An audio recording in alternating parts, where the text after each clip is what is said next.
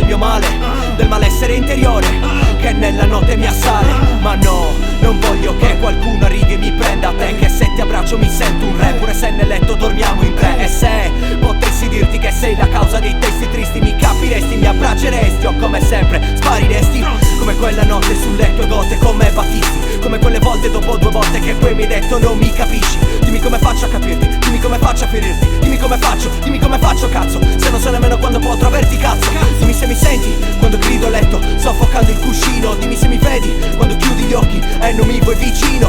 Guardami, parlami, non lasciarmi andare, sei un diamante nero perso in questo mare.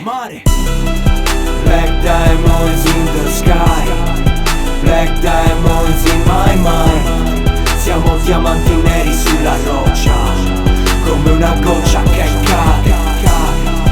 Black diamonds in your eyes, black diamonds in my life. Come una goccia che cade sul mare, come un diamante.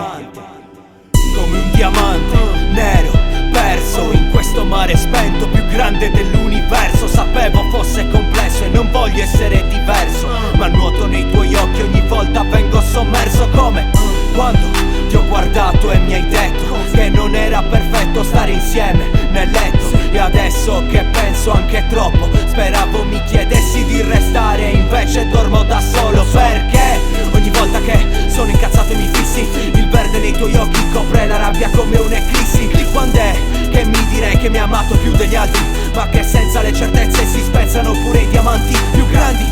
E a quante donne ho fatto perdere la testa, mentre nel mio cuore stava continuando la tempesta. Ora che ero convinto di non amare più, il problema è se la testa me la fai perdere tu, proprio tu. Black diamonds in the sky, black diamonds in my mind. Siamo diamanti neri sulla roccia, come una goccia che cade. Black diamonds in your eyes, black diamonds in my life. Come una goccia che cade sul mare, come un diamante. Come un diamante, come un diamante. Diamanti neri sulla roccia, come una goccia che cade.